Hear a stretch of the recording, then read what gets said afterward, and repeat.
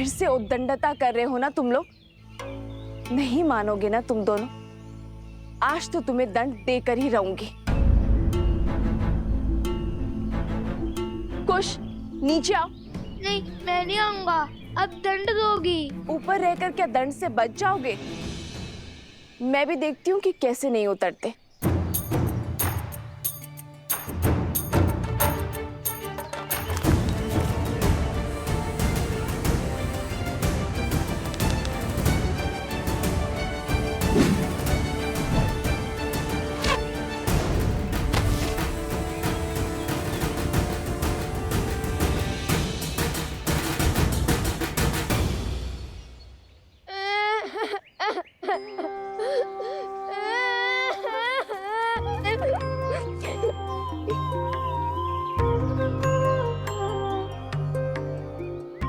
मैंने बहुत बोला लव भैया को कि मुझे ऊपर मत भेजो, माता क्रोधित होंगी। फिर उन्होंने मेरी एक ना सुनी। बड़े भैया का आग्रह था, वरना मैं और इतना बड़ा दुस्साहस। रोना बाद में, पहले दंड लो। जब डांटने का उद्देश्य पूरा हो गया, मैंने रो भी लिया। फिर क्यों डांटना? जो नहीं रो रहे हैं उन्हें डांटिए ना। बहुत बचाल हो गए हो तुम दोनों। आज संध्या का भोजन तुम दोनों को नहीं मिलेगा। जाओ, यज्ञ में भूखे बैठे रहो।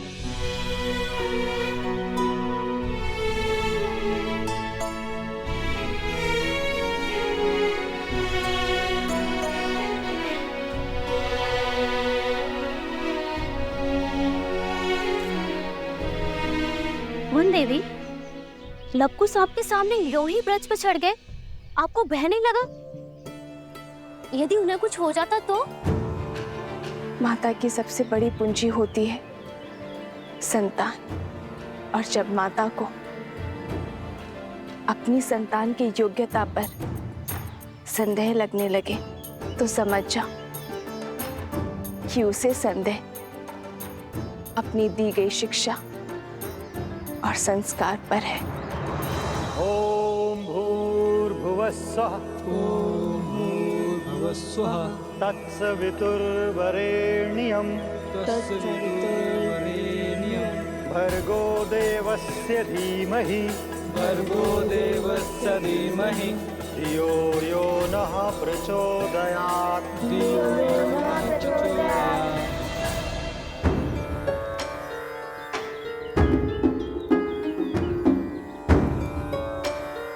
लव, कुश, तड़ासन में खड़े होकर वेद पाठ करो। यही दंड है तुम्हारा।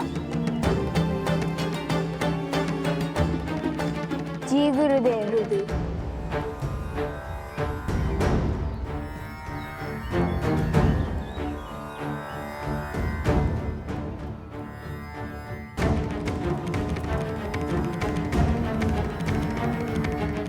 देख रहे हैं लव भैया, कैसे माता और गुरुदेव से हमारी चुगली करके हमें दंड दिलवाकर कैसे मुस्कुरा रहा है ये शांडिल्य। पता नहीं माता का मन बसीचेगा भी या नहीं। मुझे तो अभी से ही भूख लग रही है। और दंड पाना है? शांति से वेदों का पाठ करो और करने दो। ओम भूर्भुवस्सुः तत्सवितुर्वरेण्यं भर्गो देवस्य धीमहि धियो यो नः प्रचोदयात्।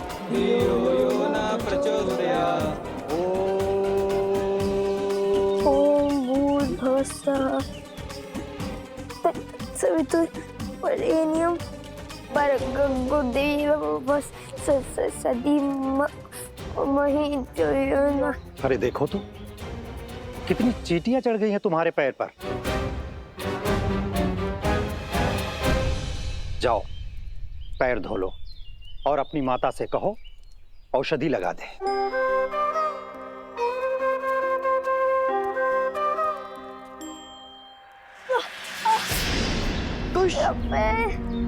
भैया सहायता करो। जाओ, सहायता करो।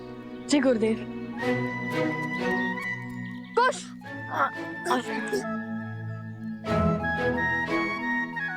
बहुत पीड़ा हो रही है गुरुवर, क्या भैया मुझे कुटिया तक छोड़ सकते हैं? जाओ।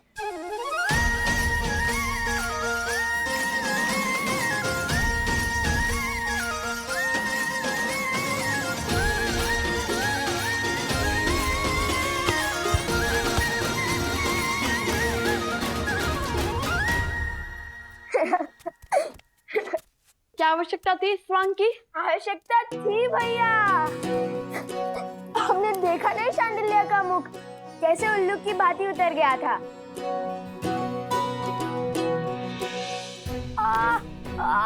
मेरा पैर। अरे अब क्या हुआ? बहुत पीड़ा हो रही है। क्या हुआ?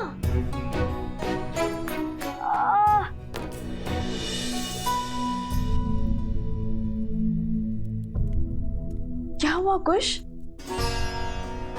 कैसे हुआ ये सब? तारासन में खड़े खड़े वेदों का पाठ कर रहे थे, तभी चींटियों ने काट लिया इसे। इतनी पीड़ा हो रही होगी ना, मैं औषधि बनाती हूँ जिससे तुम्हारा कष्ट छूमंतर हो जाएगा।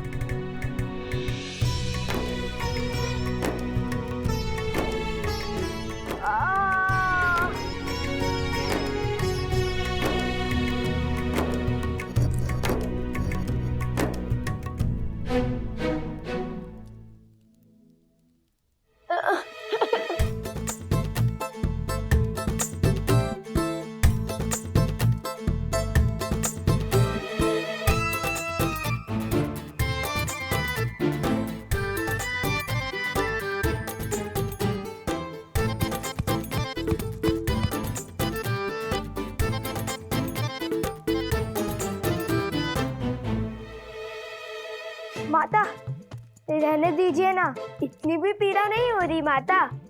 तनिक सी चींटियों के काटने से वीरों को कहाँ कुछ होता है। औषधि रहने दीजिए माता,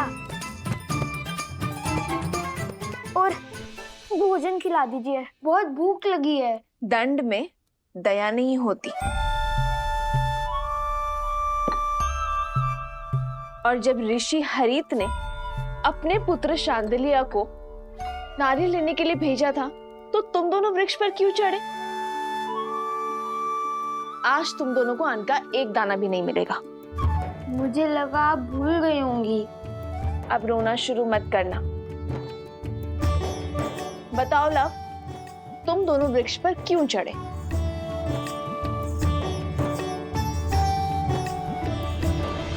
हम ये जो पूंछ लगाकर घूमते रहते हैं ना, उसके कारण आश्रम के सभी बालक हमारा उपहास उड़ाते हैं, वानर वानर कहते हैं।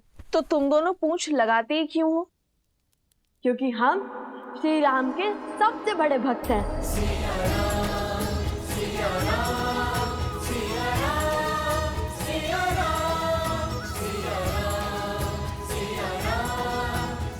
हनुमान जी से भी बड़े भक्त हैं।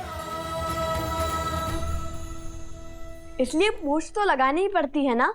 तो इसका शांडिल्य से लड़ाई का क्या संबंध है? और तुमने उसके कार्य में बाधा क्यों डाली? माता, भ्राता शांडिल्य बड़े ध्रुत हैं, सदा हमें छेड़ते रहते हैं। उन्होंने हमें चुनौती दी थी कि यदि हम श्री राम के सबसे बड़े भक्त हैं तो उन्हें उड़कर दिखाएं। और पता है सोमकरण ने क्या कहा? हनुमान जी के पिता तो स्वयं पवन देव हैं। तुम्हारे पिता कौन है बताओ?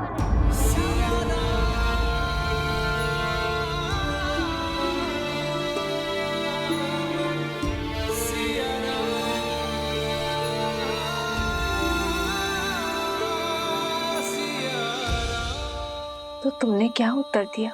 उत्तर तो भैया ने दिया है कि पिता ज्ञान देते हैं और माता संस्कार। हमें तो दोनों ही माता से प्राप्त हुए, तो हमारी माता ही पिता हुए।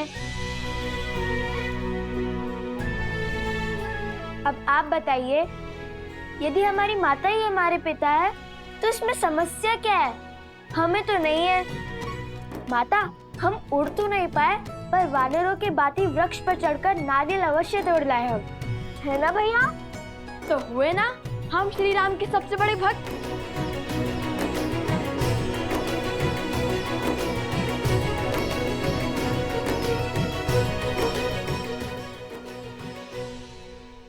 नहीं, तुमने केवल वीर हनुमान की नकल की है। चलो बैठो। उनसे बड़ा भक्त बनने के लिए बहुत समय और बहुत तपस्या लगेगी।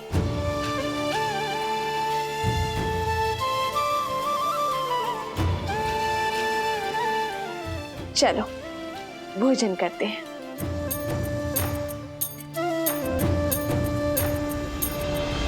किंतु भोजन करेगा केवल लव।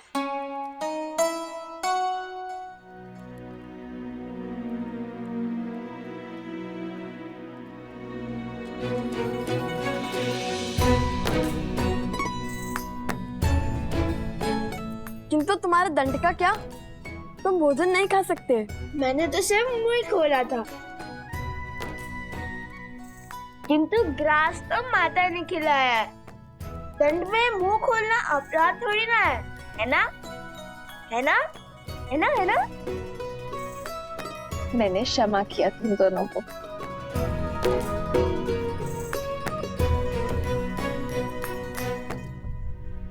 माता, जब हम राजा राम से मिलेंगे ना तो उन्हें अवश्य बताएंगे कि हम हनुमान जी की भांति वृक्ष पर चढ़ सकते हैं, भांति भांति के कर्तव्य दिखा सकते हैं। फिर उन्हें विश्वास हो जाएगा कि हम उनके सबसे बड़े भक्त हैं।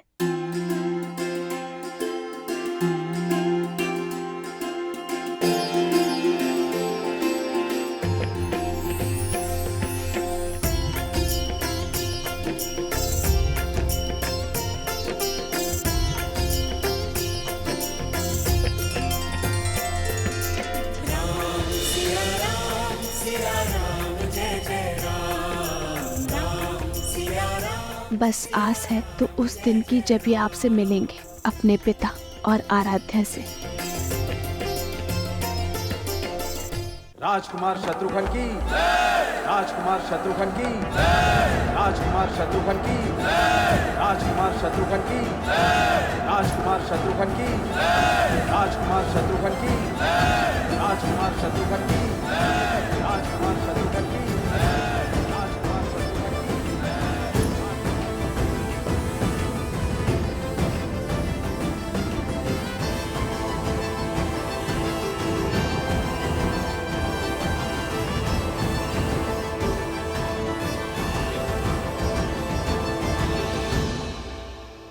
राजकुमार शत्रुघ्न नहीं, मधुपुरी का राजा शत्रुघ्न कहो।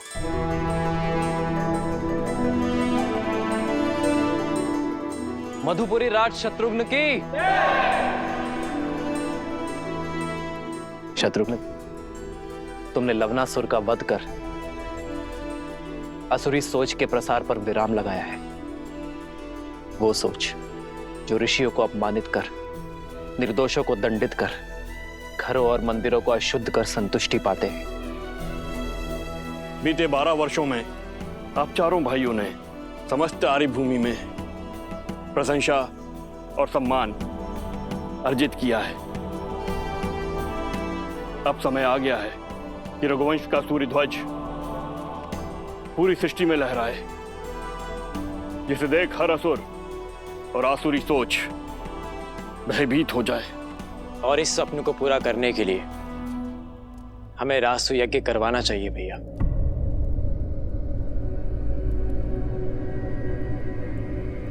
नहीं भरत,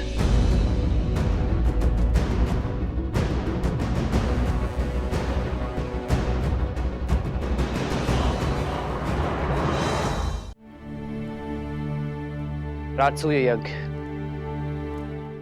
अर्थात हर राज्य का राजा बन जाना, हर राज्य का राजा हमारे आगे नतमस्तक हो, बल से हमारी सत्ता स्वीकार करे, किंतु ये मुझे स्वीकार नहीं है भरत।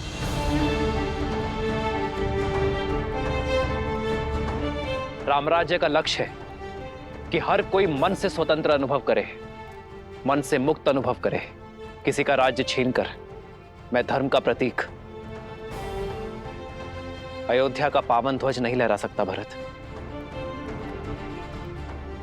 जिस राज्य का राजा सहर्ष हमारी नीति स्वीकार करता है, उसे सुख से राज्य करने का अधिकार अवश्य होना चाहिए। हमें केवल मित्रता और संधि की चाह है, और इसलिए मैं राजसूय यज्ञ के लिए सज्ज नहीं हूं। किंतु राजगुरु वशिष्ठ की बात उचित है। हमें सूर्यवंश की छत्र छाया समस्त भारतवर्ष में फैलानी चाहिए। भैया किंतु ये होगा कैसे? अश्वमेध यज्ञ से।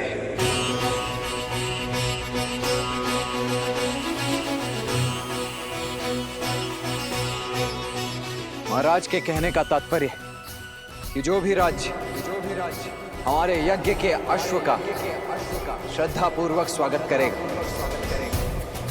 उस राज्य में धर्म की अर्थात राम राज्य की स्थापना होगी। वो राज्य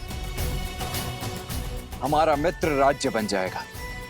और हमारा युद्ध केवल उनसे होगा जो हमारे अश्व को रोकने का दुस्साहस करेगा। आचार्य, हमें अश्वमेध यज्ञ की तैयारी आरंभ करनी चाहिए।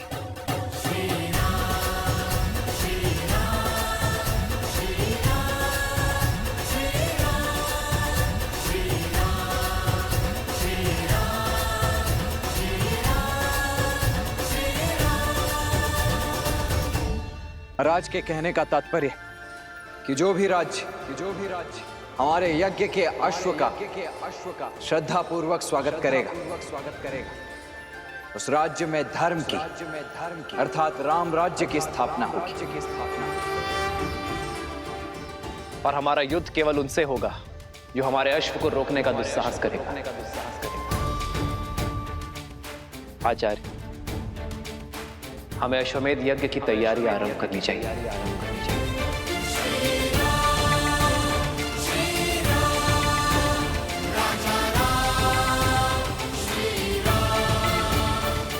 चंद्रबाहु, बानासुर, राम अश्वमेध यज्ञ कर रहा है।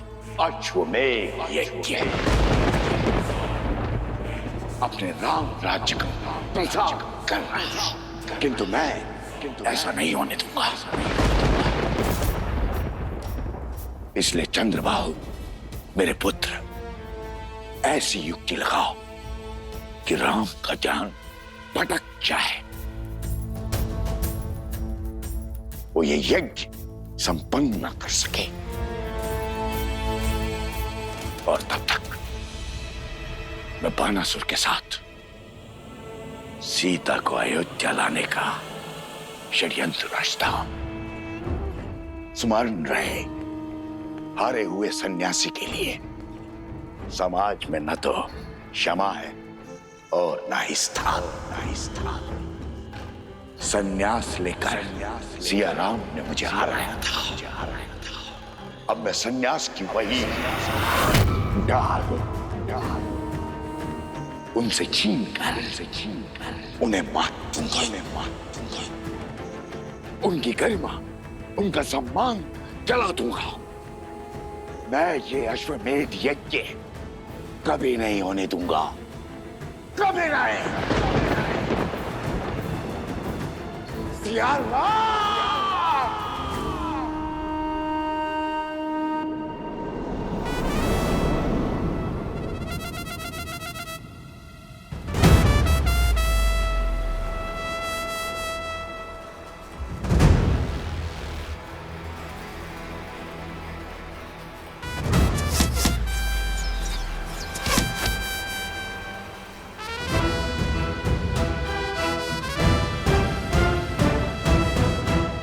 इसमें कौन सी बड़ी बात है लवकुश? ये तो साधारण विद्यार्थी भी कर पा रहे हैं। यदि सत्य में तुम धनुर्धारी हो, श्री राम जी के सबसे बड़े भक्त हो, तो मेरी चुनौती पूरी करो। फिर हम मानेंगे कि तुम उत्तम धनुर्धर और सच्चे राम भक्त हो। क्या है चुनौती? अभी बताता हूँ।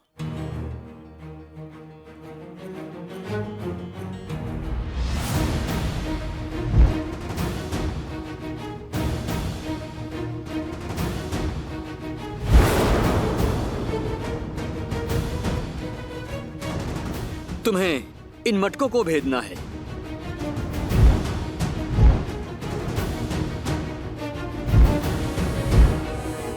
बोलो, भेद पाओगे इसे?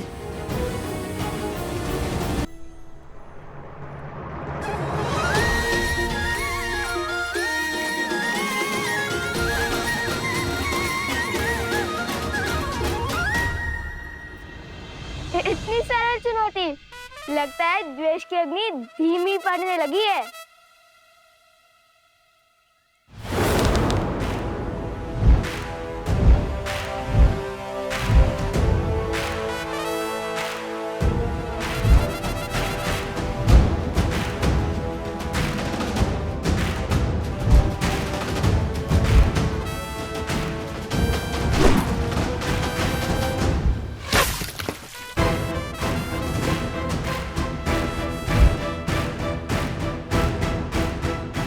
बस इतना ही सामर्थ्य है? बंधु, तुम बहुत अधीर हो, पूरी बात नहीं सुनते। चुनौती एक प्रहार से 3 मटकों को फोड़ने की है। स्मरण है ना राम भक्त, किष्किंधा में कैसे रामचंद्र जी ने एक साथ 7 वृक्ष भेदे थे।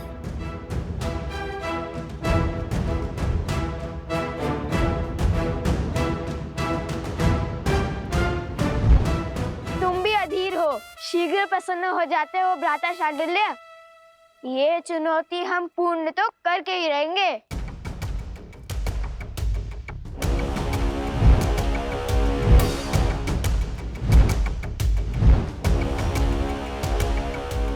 चाहिए भैया, भेज दीजिए। हाँ हाँ, भेज दीजिए मटके। वैसे ही जैसे प्रभु राम ने वो सारे वृक्ष भेदे थे। मैं